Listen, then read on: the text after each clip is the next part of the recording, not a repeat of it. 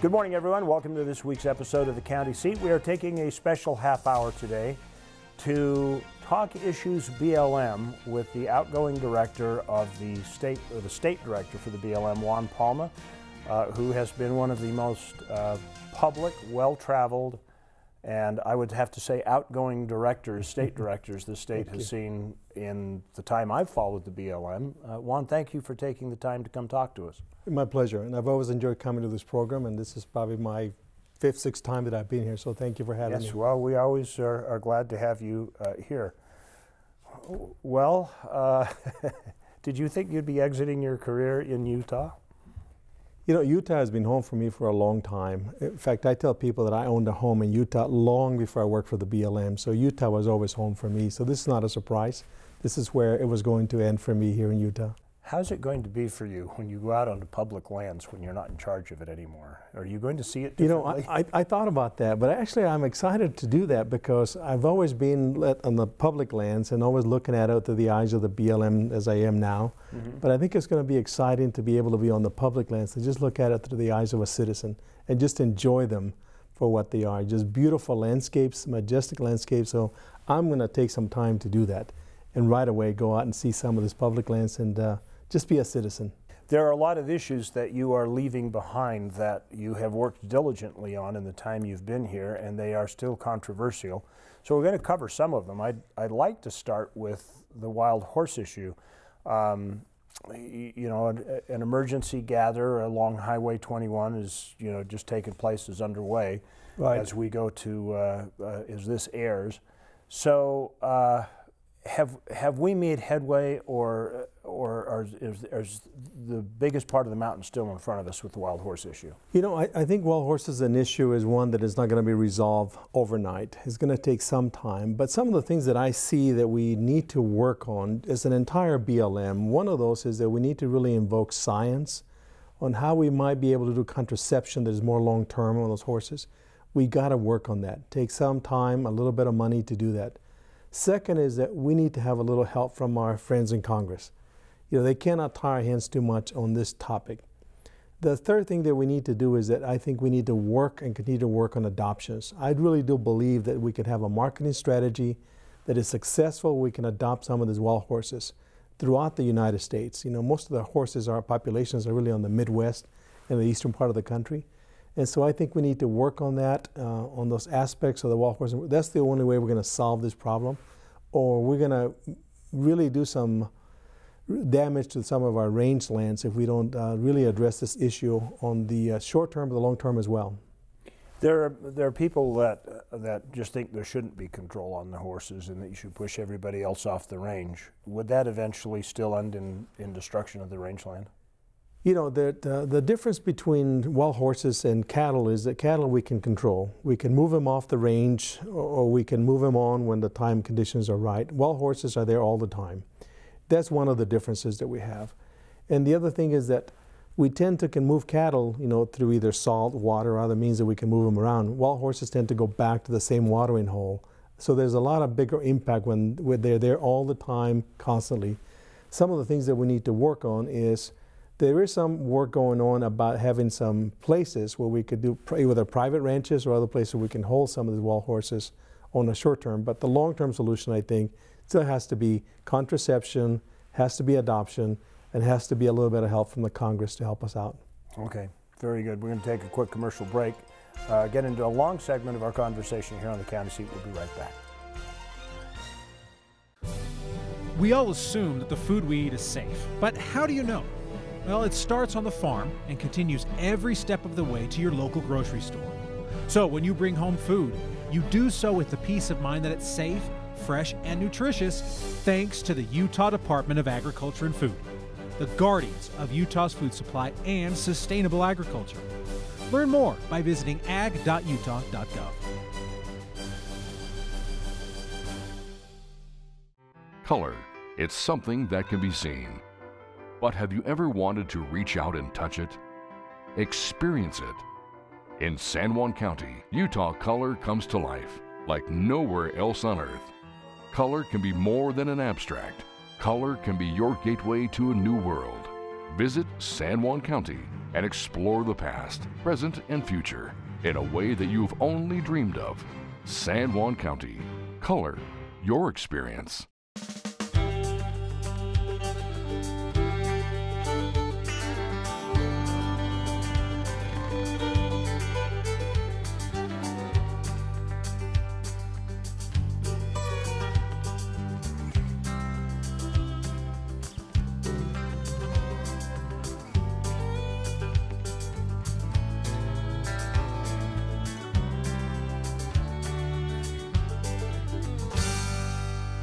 There is a place where looking out means looking in, where an impression lasting only a few seconds will be imprinted on a life forever, where courage is forged and innocence rediscovered, where remembering is rewarding and forgetting unforgettable. There is a place where truth is felt and where seeing is believing. There is a place. Welcome back to the County Seat. Our conversation today for the entire program is a discussion with Juan Palma, the outgoing State Director of the Bureau of Land Management.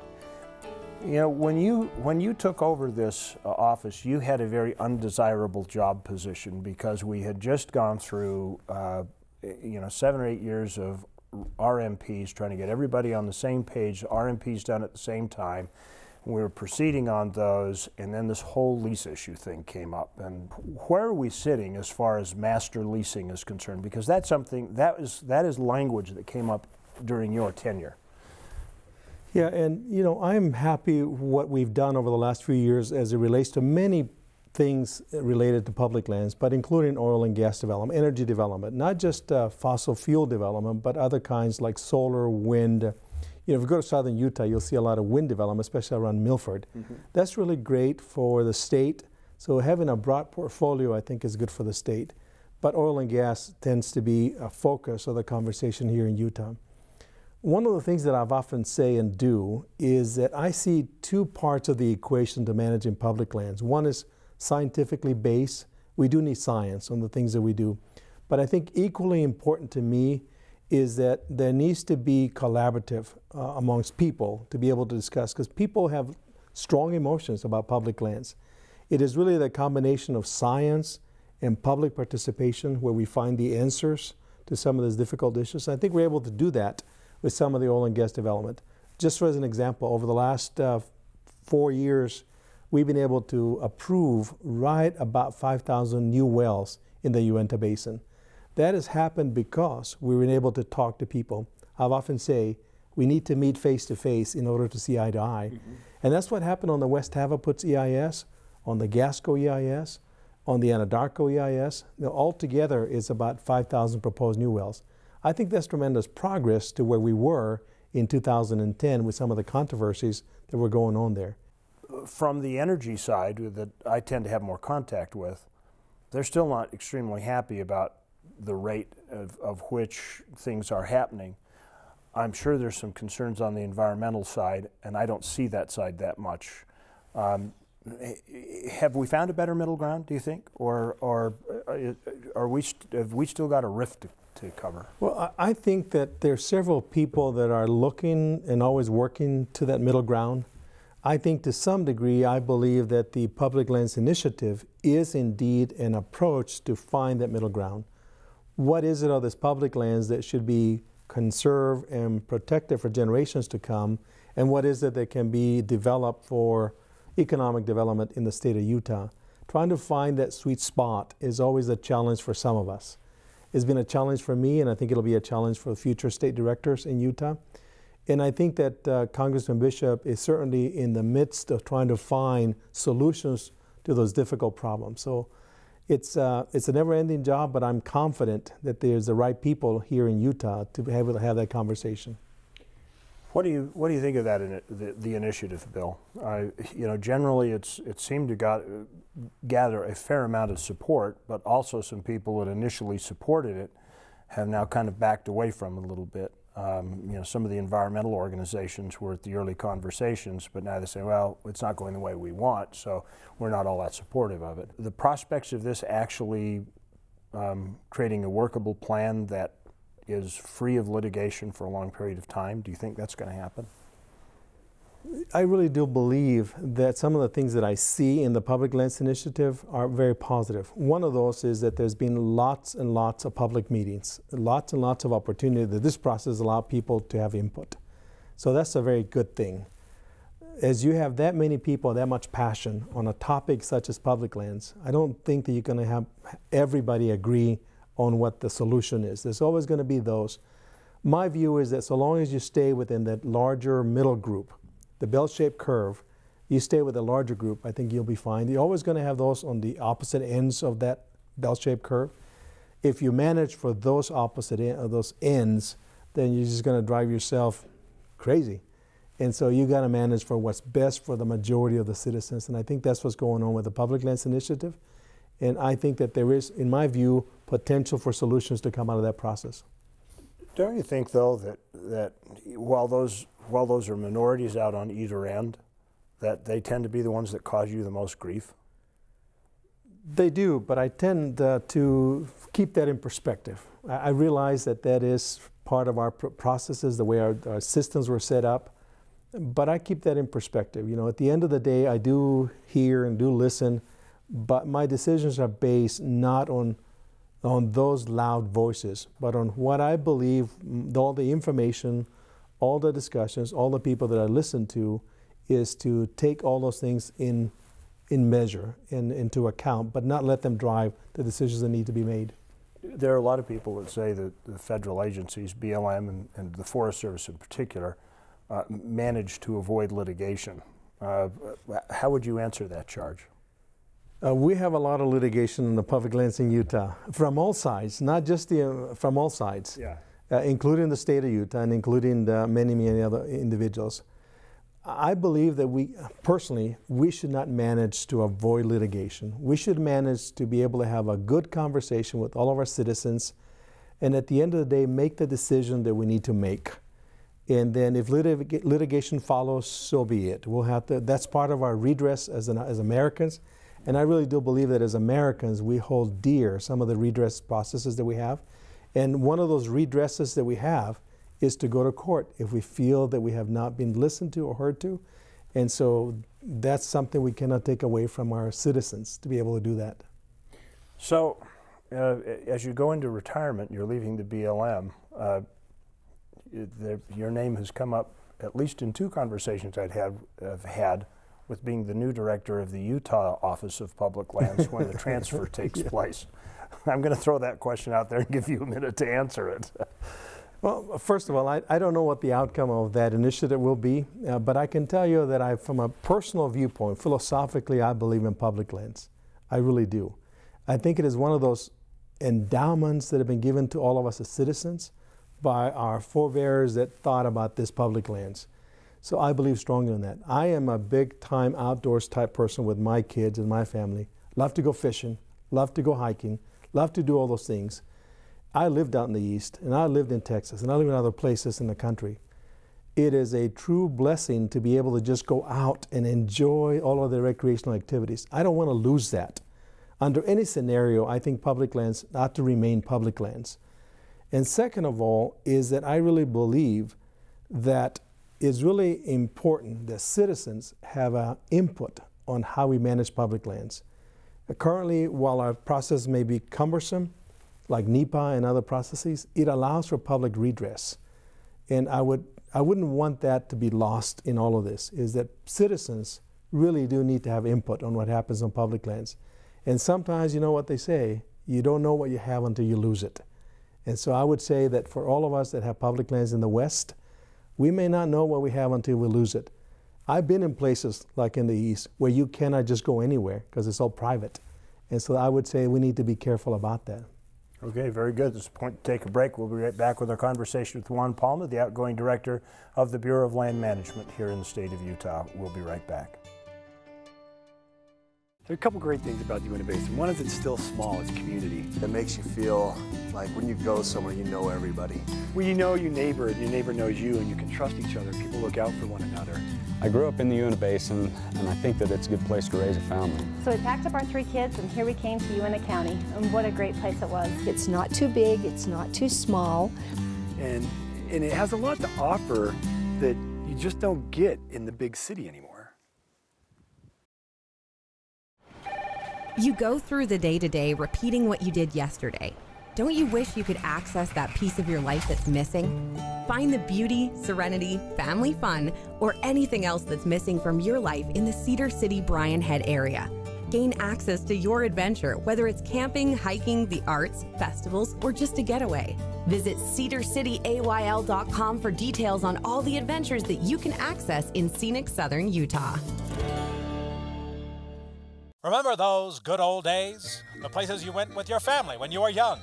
Reinvest in those old memories by making new ones. Beaver County is the perfect place to start that new tradition. Enjoy your favorite pastimes with family and friends. Connect with the history and culture of Utah in a place that's looking to the future. Modern conveniences minus the hustle and bustle of other locales. Beaver County, your adventure starts here. What would you do with an extra day in Utah Valley? Explore the Wasatch Mountains? Snap a family photo at Bridal Veil Falls. Cool off on Utah Lake or the Provo River.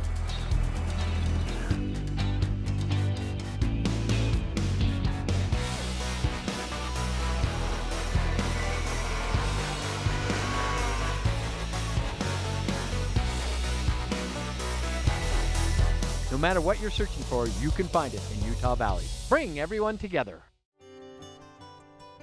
Welcome back to the county seat, our one-on-one conversation today with outgoing State Director of the BLM, Juan Palma.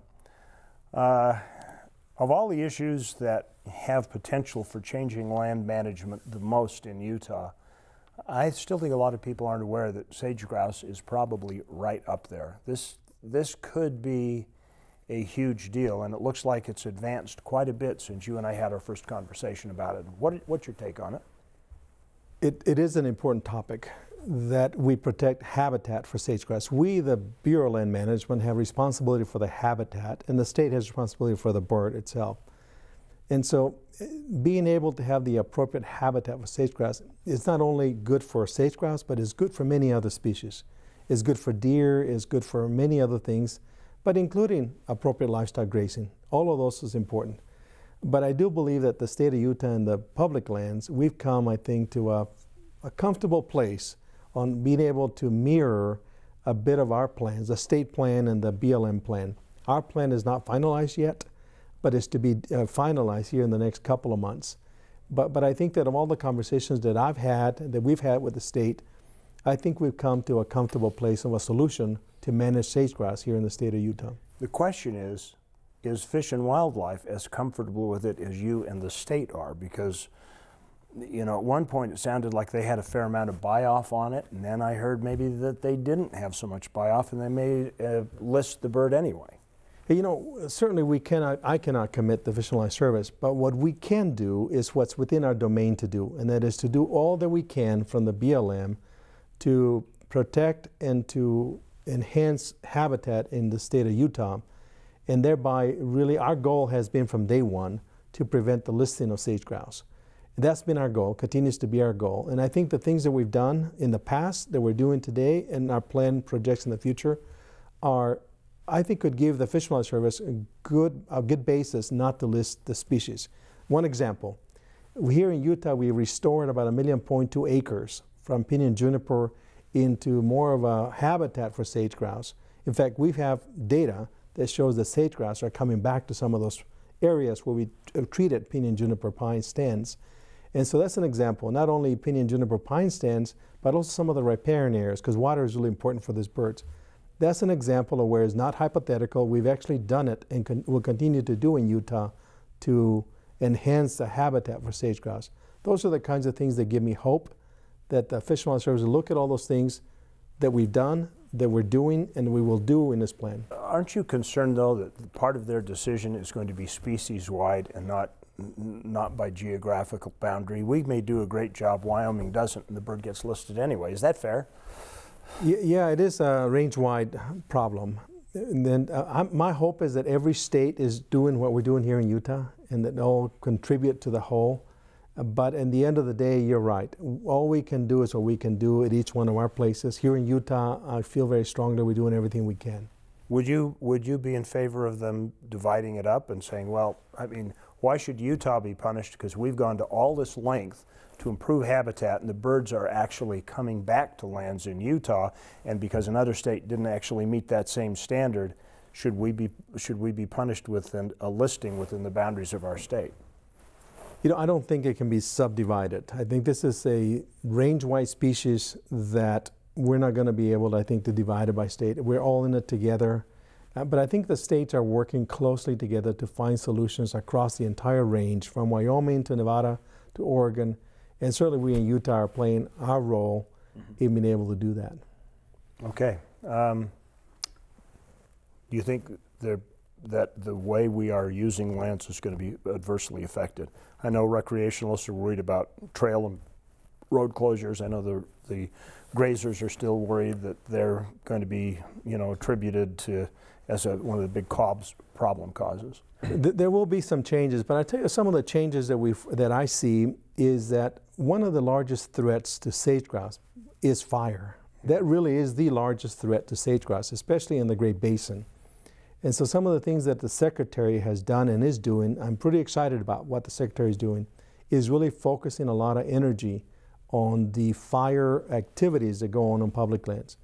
By refocusing some of our resources, giving us more money. In fact, we already seen more money this year from the BLM as it relates to getting ready for fire season.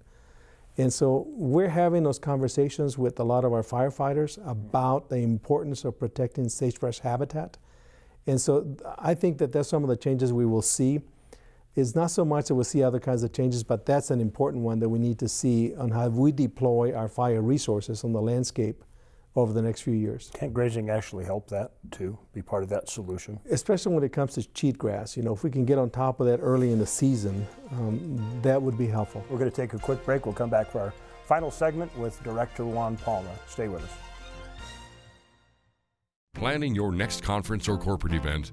The Davis Conference Center offers 70,000 square feet of flexible meeting and exhibit space, plus high-tech audio-visual services that will make your event a success. Whether you're planning a training, meeting, company retreat, wedding, or large convention, let the staff at the Davis Conference Center help you arrange your next event. Located east of I-15 in Layton, call 801-416-8888 or visit davisconferencecenter.com today. Kanab, base camp for your southern Utah adventures.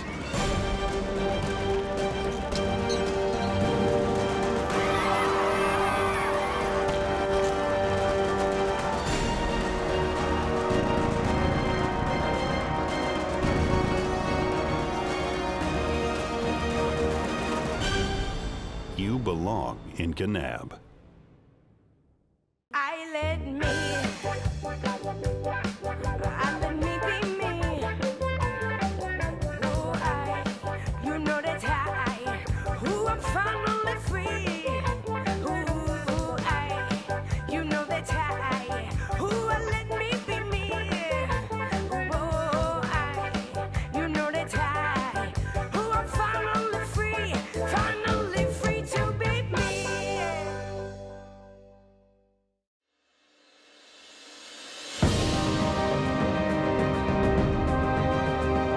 Landscapes as diverse as the people who venture to find them await.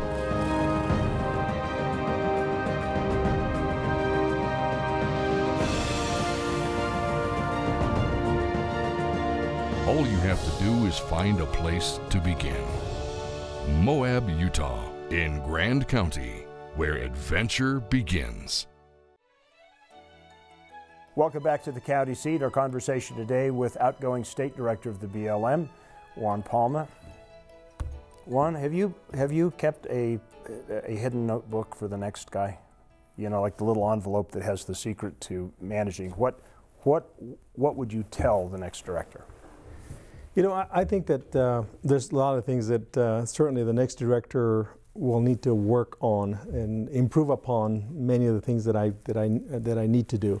But I would say that whoever the next person is, and whoever the BLM director appoints to this seat, they need to really think about collaborative conservation. And what I mean by collaborative conservation is that it isn't just science that drives the decisions that we make in public lands. It really is about listening to people. It's about the social implications of the decisions that we make. Is when you put those together, in my mind, is really when you have collaborative conservation. And conservation that lasts for a while needs to have those two ingredients in it. So whoever it is, I think, needs to listen to people and not be afraid. In a way, be a bit of an extrovert. Can be introverted to be able to talk to people. As far as the things that need to be worked on into the future, we need to continue to work with the state of Utah. We really are in a symbiotic relationship with the public lands and the state of Utah. So someone that can communicate and feel comfortable visiting with all of our state partners, the state agencies. And I just couldn't say enough about our state agencies that we have. Great leadership that is in those state agencies. And some of them are BLM trained, I might add. Yeah, some of them are. And in fact, we're having some of our county commissioners that are coming out of the BLM as well. Yeah. So it sounds to me like something's going well with the BLM, that they're becoming elected officials as well. But nonetheless, there are definitely challenges to face. I think that we need to pay more attention to recreation. We, over the last few years, have really increased our recreational activities here in Utah, and certainly the portfolio for the state does have that component of recreation. We need to put more energy into that here in the state of Utah. Better facilities, better campgrounds, better roads, name all those things that we need to do more of. And continue to work on oil and gas. That's an important portfolio component for the state. And so there's several EISs that are right at the edge of being completed right now. In fact, we have one right now that's proposal of over 5,000 new wells that is right at the edge of being done. They need to work on some of those topics and projects. And I really do think that one of the resources we have here in the state of Utah is paleontological resources. Many discoveries have been made over the last couple of years on dinosaurs that have never been discovered before. We have a resource that I think we need to talk about here in Utah, and that is the paleontological resources. And archaeological resources, we have them here in the state like none other state in the union. So I think the next person is going to have an exciting job. And luckily for whoever it might be, we have some wonderful staff here in the state of Utah. If you had a minute with the secretary and you were able to say the one thing that the state director needs more of, do you feel that you need a little more autonomy in the state office? You know, we live in that world where we have to rely upon the elected officials that in Washington. But we could certainly use a little more autonomy. I think that could be, that is true. That I believe that if I can sit down with people and the decision was here, we could arrive at a solution. It may not be easy, but we can arrive at that solution. And so, yes, a little bit more of that would be useful. Juan, thank you so much for joining us. It's been a pleasure to know you over these years. Thank you. We appreciate it. We appreciate you inviting us into your home each week on the county seat. Remember, local government is where your life happens. Be part of the solution. Be involved. Thank you, and we'll see you next week.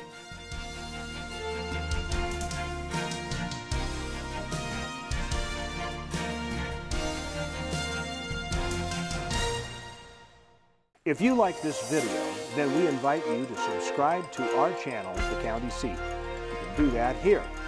And we invite you to share with your friends. We also invite you to get all the latest up-to-date information by following us on our social media channels. And if all else fails, make sure that you watch The County Seat Sunday morning at 8:30 right here on ABC4.